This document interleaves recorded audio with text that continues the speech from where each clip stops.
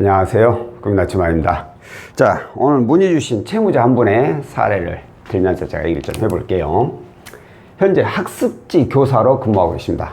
학습지 교사는 프리랜서에 속하죠. 프리랜서. 재직기간 7년에 연소득이 약 4,800 정도 되시는 분이에요. 이분의 대출 내역을 보면 문제가 좀 큽니다. 왜? 은행 다 소액이죠. 근데 그대로 카드론, 캐피탈, 저축. 대출이 건수 하나, 둘, 셋, 넷, 다섯, 여섯, 일곱, 8건. 근데 8건에서 총 해가지고 3,880만 원. 건수에 비하면 대출 총 금액이 굉장히 적어요. 적은 편이에요.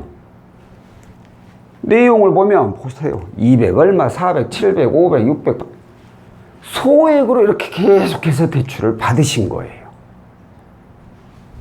그러다 보니 신용 점수가 좋을 리가 없죠. 나이스 700이지만 K12 605죠. 제가 봤을 때는 이 대출 건수의 이 점수도 그나마 낮은 편이 아닌 걸로 보여요. 대출 이용하는 거 있는 거에 비하면 그나마 신용 점수는 낮게 형성은 안 됐다는 거죠. 자, 그러면 왜 이분은 대출을 이런 식으로 이용을 했을까요? 이유가 있습니다. 바로 어플 조회.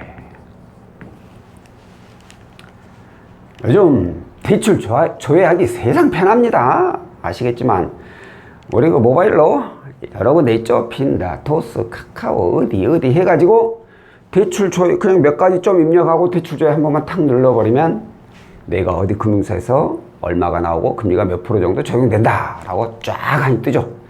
우리 상담사들하고 통화를 하면 이런저런 얘기를 해줘야 돼. 귀찮기도 하고 아니 말로 뭐 또 이렇게 이용하신 분들이 간혹 그런 말도 해요. 아 창피해서 이렇게 창피함도 있고 그래서 쉽고 편한 이 어플을 이용해서 대출 조회를 하신 분들이 굉장히 많습니다. 자, 어플 통해서 조회를 하게 되면 제가 여러 번 얘기를 했지만 단점이 좀 많아요. 뭐 가장 많이 제가 꼽는 게 바로 과다 조회.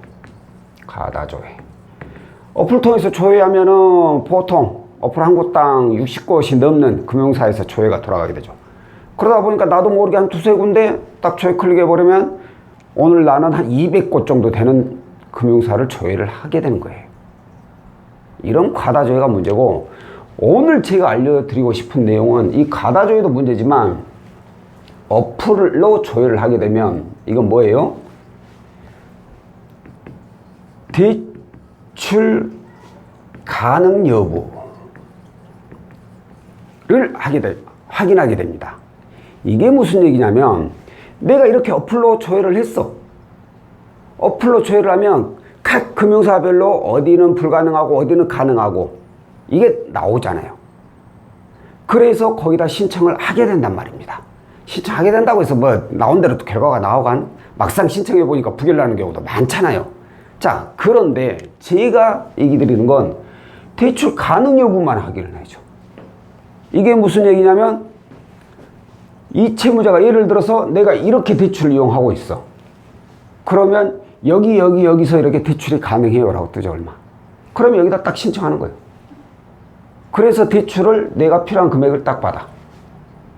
그러고 나서 또 자금이 필요해. 그래서 조회해 보니까 딱 여기 뜨는 거예요. 그래서 여기다 신청을 해. 그래서 내가 필요한 금액 딱 받아. 이게 문제라는 거죠. 이게 봐요. 연소득이 4,800인데 가지고 있는 부채가 3,880. 어찌 보면 소득 대비 부채 비율도 낮아. 근데 대출 건수가 8건이나 돼. 그러다 보니까 신용 점수는 이렇게 낮고. 이게 문제라는 거예요. 이게. 대출을 제가 항상 그랬잖아요. 대출은 건수를 늘리지 말라고. 자, 예를 들어서 이분이 모르게 여기까지 이용을 했어. 그래서 내가 대출이 또 가능한지를 알아봤어. 근데 어플을 통해서 조회를 하면 방금 전에 얘기했던 가능 금액, 가능 여부만 나와. 그럼 여기다가 신청해서 내가 원하는 금액밖에 대출을 못 받는다는 거예요. 그런데 저희 상담사를 통해서 대출 신청을 하게 되잖아요.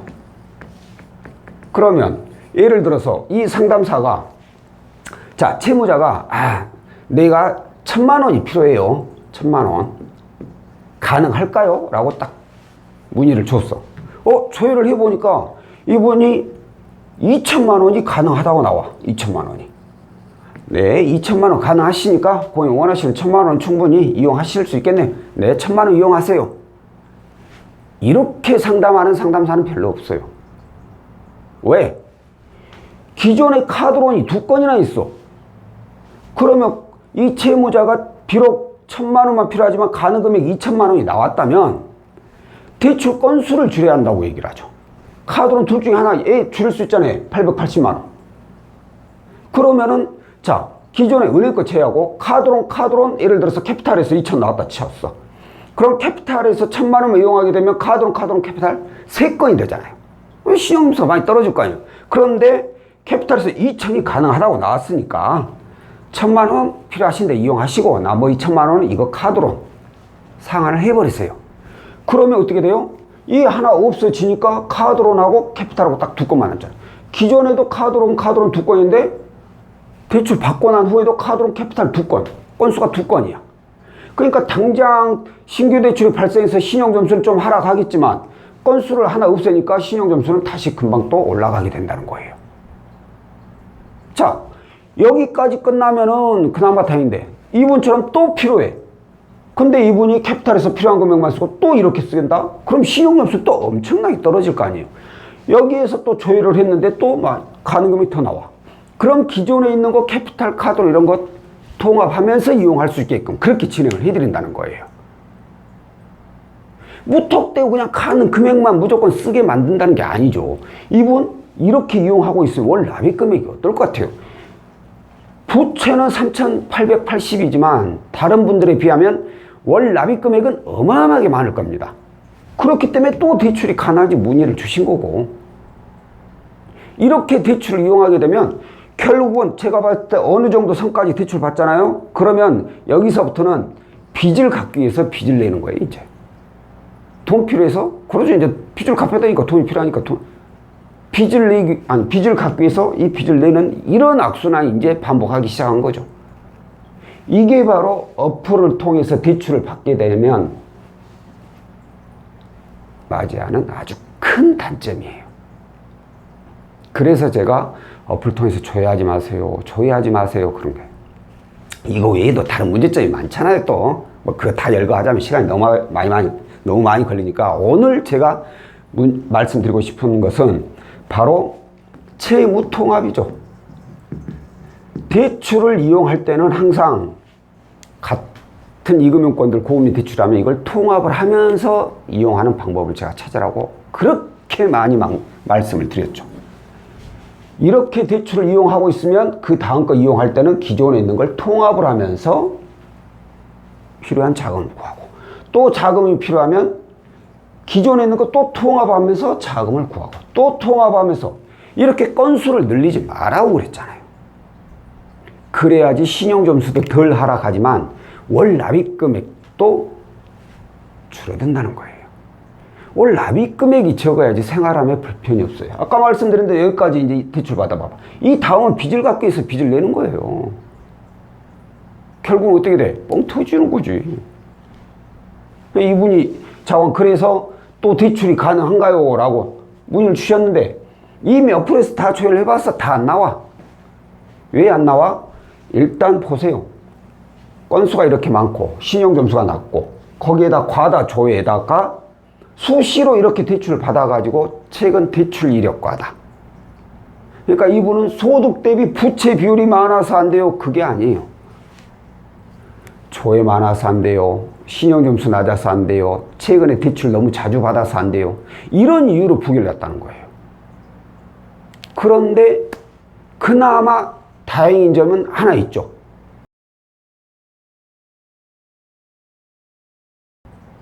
여기서 돌파구를 찾자면 지금 상황에서는 방법은 없지만 이런 분들은 약 한 3개월 정도 시간을 보내고 나면 최근 대출 이력 과다도 없어지면서 과다 조회도 없어지면서 신용점수도 올라가게 되죠. 이렇게 되면 제가 봤을 때는 이분은 소득 대비 부채 비율이 낮기 때문에 얘네들을 하나로 통합을 할 수 있는 가능성이 더 높아지죠. 그때 가서 통합을 하게 되면 이분은 월 불금 어마어마하게 낮출 겁니다.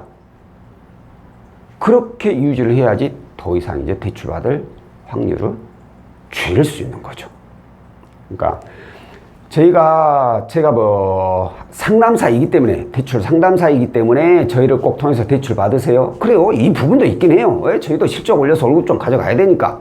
하지만 저희의 그런 부분보다도 이 어플을 통해서 대출 조회하는 문제점이 너무 크다라는 거예요. 쉽고 편하다는 이유만으로 이거 이용하시는 분들이 어마어마합니다. 문의 주신 분들 대부분 이거 한두 번씩 다 돌리고 와요. 그래서 안 되다 보니까 아유, 보통 조회는 안 되는데 상담이 어떻게 가능한 방법이 없을까요? 아니면 조회했는데 어디 가능하다더니 어디를 먼저 이용하는 게 좋을까요? 이런 식으로 문의를 주세요. 저희요? 하긴 못 해드려요. 왜? 이미 여기서 조회해버리면 저희가 더 이상 조회할 수 있는 방법이 없어요. 또 선조의 우선권이라고 해가지고 이미 조회가 들어간 곳은 저희 상담사들이 아무리 짧아도 일주일 아니면 길면 한 달 이후에나 조회를 할 수 있는 거지, 그전엔 저희가 조회도 할 수가 없어요. 그런 여러 가지 단점들이 있으니까 자금이 필요하다면 상담사를 통해 가지고 가능 여부도 확인을 해보면서 본인 금융 설계도 어떻게 하는 게 자신한테 가장 알맞는 것인지 그런 부분까지 같이 상담을 받아보는 것이 앞으로 더 이상 대출을 받을 수 있는 부분, 혹은 내가 이자를 조금이라도 낮게 해서 받을 수 있는 부분들을 알 수 있게 될 겁니다. 자, 오늘 영상은 여기까지고요. 다음번에 또 다른 내용으로 찾아뵙도록 하겠습니다. 고맙습니다.